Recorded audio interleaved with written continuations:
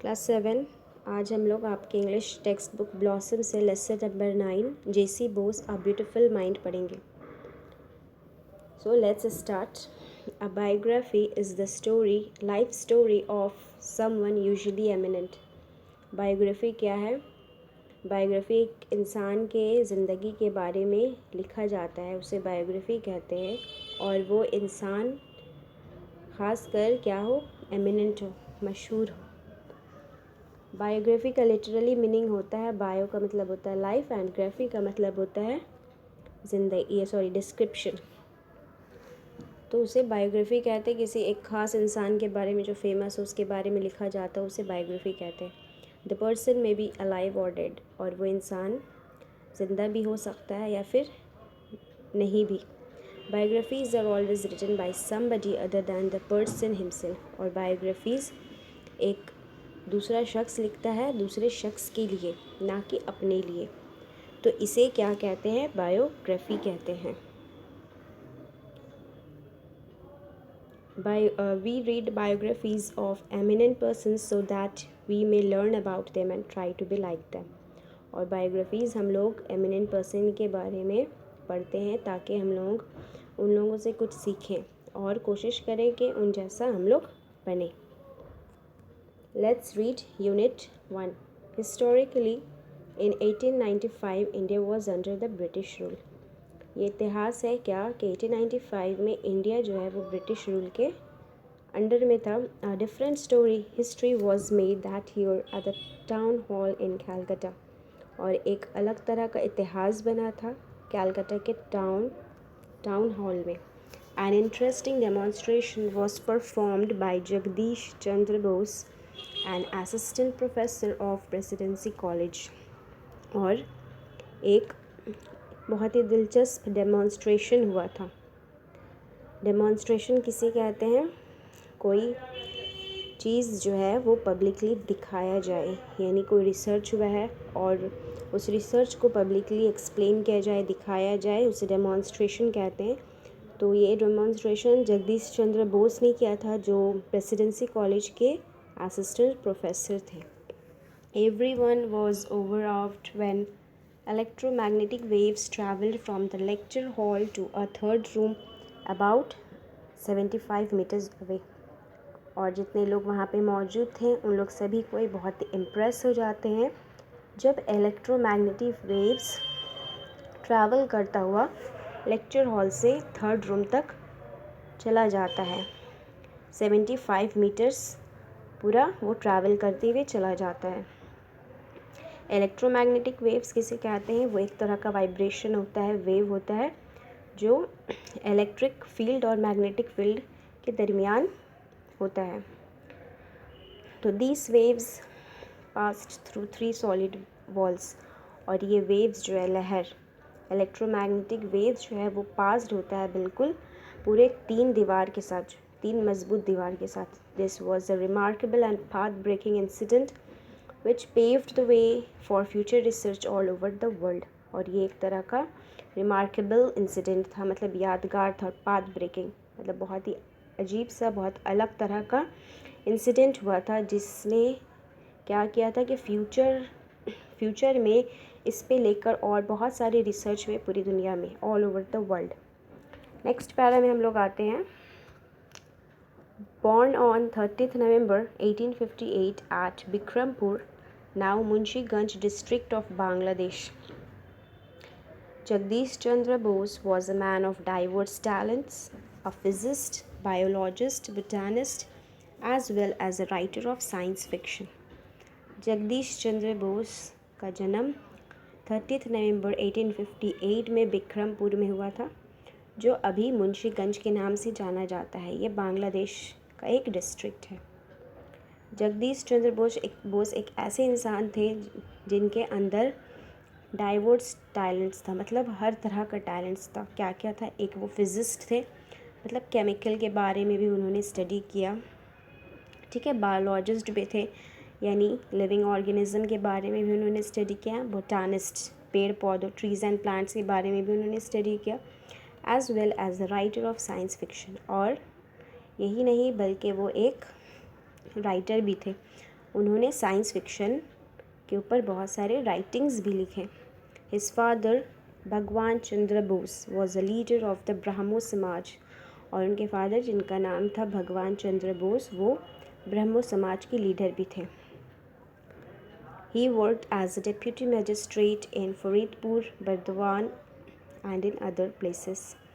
और वो as a deputy magistrate काम किए फरीदपुर में, बर्दवान में और भी अलग अलग जगहों पे। Jagdish Chandra education started in a vernacular school, और जगदीश चंद्र की तालीम जो है वो एक वर्नाक्युलर स्कूल से शुरू हुआ था। वर्नाक्युलर स्कूल किसे कहते हैं? वर्नाक्युलर का मतलब होता है कि कोई एक पर्टिकुलर जगह का या फिर रीजन का लैंग्वेज होता है उसे वर्नाक्युलर कहते हैं। जैसे कि बंगाल में बंगाल का लैंग्वेज क्या है? बंगाली है। पंजाब में पंजाबी है। तो इस तरह का मतलब अपना ओन रीजन का जो लैंग्वेज होता है उसे वर्नाक्युलर लैंग्वेज कहते हैं। ठीक है, तो उसी टाइप का स्कूल में उन्हें डाला गया था जगदीश चंद्र बोस को। Okay, because of his father believed that one must know one's mother tongue before learning any other language। क्योंकि उनके फादर इस बात पे बिलीव करते थे कि सबसे पहले कोई भी एक इंसान को अपना खुद का मादरी ज़बान, मादरी भाषा उसे सीखना बहुत ज़रूरी होता है, तब जाकर वो दूसरी लैंग्वेजेस सीख सकता है।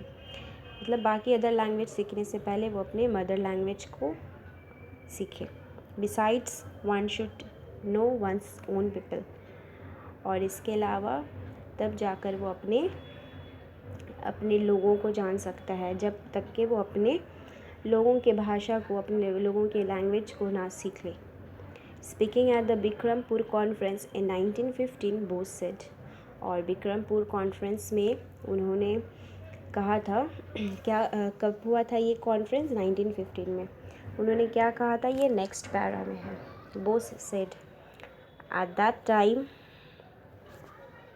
sending children to English schools was a privileged status symbol। उस ज़माने में जब जगदीश चंद्र बोस छोटे थे, वो उस समय के बारे में बात कर रहे हैं कि उस समय जब अपने बच्चों को एक इंग्लिश स्कूल में डाला जाता था तो वो एक प्रिविलेज्ड का बात होता था, एक स्टेटस का बात हुआ करता था।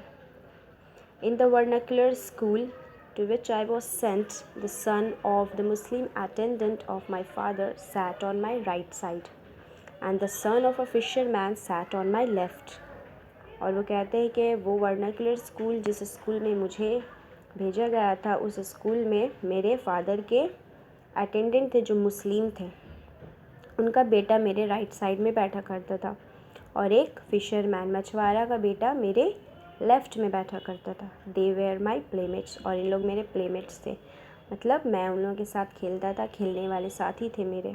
आई listened spellbound to their stories of birds, animals and aquatic creatures, और मैं उन लोगों की कहानियों को बहुत ध्यान से सुनता था। स्पेल बाउंड का मतलब होता है ध्यान से सुनना, बहुत ही अटेंशन के साथ। उन लोग किस तरह की कहानी सुनाते थे? बर्ड्स के, एनिमल्स और एक्वाटिक क्रिएचर्स। एक्वाटिक किसे कहते हैं? जो क्रिएचर्स, जो मखलूक पानी में रहते हैं, उसे एक्वाटिक क्रिएचर्स कहते हैं। तो इस तरह की स्टोरीज़ वो बहुत ही ध्यान से सुना करते थे अपने प्लेमेट से। Perhaps these stories created in my mind a keen interest in investigating the workings of nature। और यही सारी कहानियाँ जो है मेरे दिमाग में एक बहुत ही शदीद टाइप का इंटरेस्ट, दिलचस्पी को क्रिएट कर देता है, और मुझे इसी बात को और वर्किंग्स ऑफ नेचर को लेकर मुझे स्टडी करना, उसके बारे में इन्वेस्टिगेट करना मुझे बहुत ज़्यादा दिलचस्प लगने लगा। तो when I returned home from school accompanied by my school fellows, my mother welcomed and fed all of us without discrimination। और जब मैं स्कूल से अपने साथियों के साथ घर वापस आता तो मेरी माँ मुझे वेलकम करती, और मेरे जितने सारे फ्रेंड्स हैं उन लोगों को भी वेलकम करती, और साथ ही साथ हम लोगों को फेड भी करती, मतलब हम लोगों को खाना भी खिलाती। और बिना कोई डिस्क्रिमिनेशन का, मतलब भेदभाव। क्यों? क्योंकि उनके फ्रेंड्स जो थे उन लोग लो कास्ट से बिलोंग करते थे, तो जिसकी वजह से उनकी माँ को एतराज़ हो सकता था, लेकिन उनकी माँ ऐसी नहीं थी।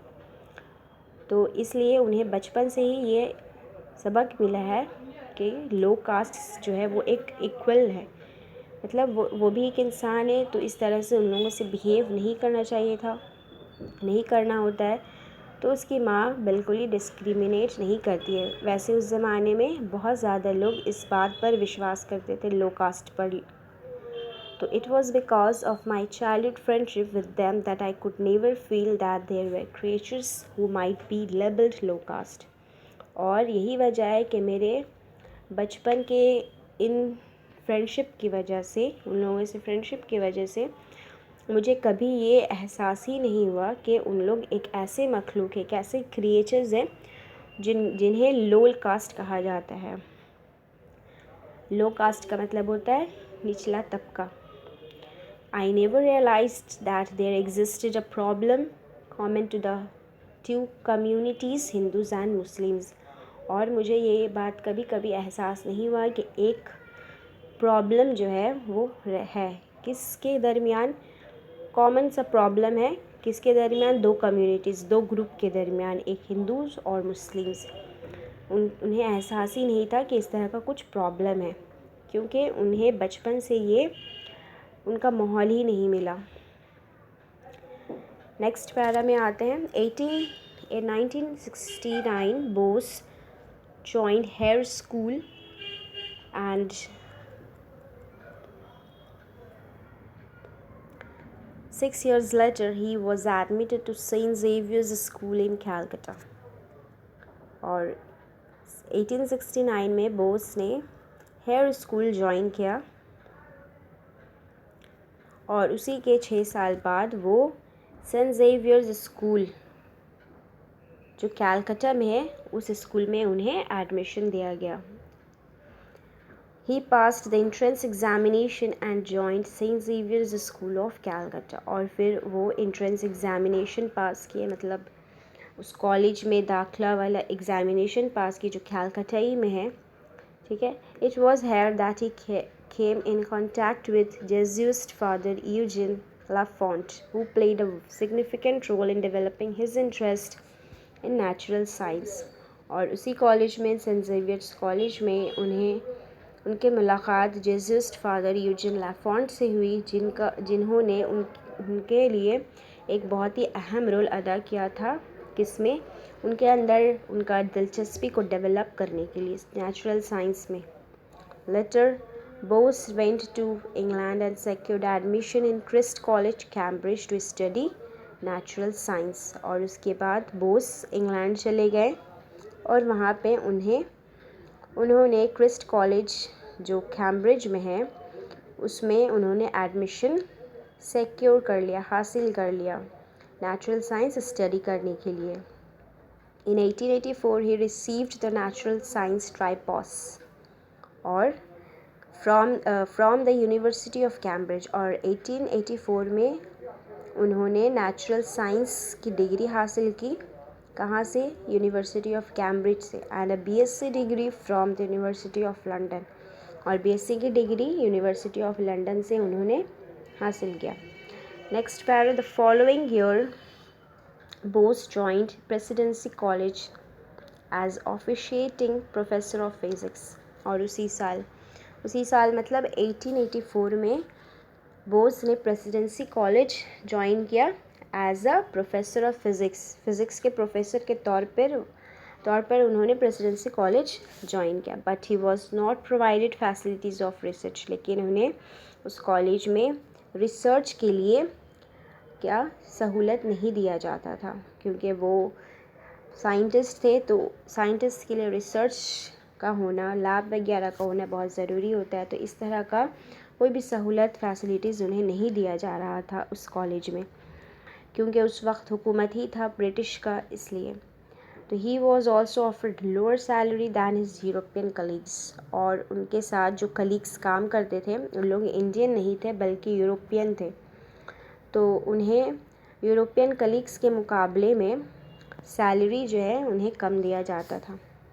Bose had a remarkable sense of self respect and national pride, और बोस जो है उन्हें सेल्फ रेस्पेक्ट बहुत था, ठीक है, और नेशनल प्राइड भी था कि वो एक इंडियन है इसलिए उन्हें लोअर सैलरी दिया जा रहा है। तो इस बात को लेकर उन्हें वो बहुत ज़्यादा हर्ट हुए। तो उन्होंने क्या किया, therefore as a sign of protest he continued his teaching assignment for 3 years without accepting his salary.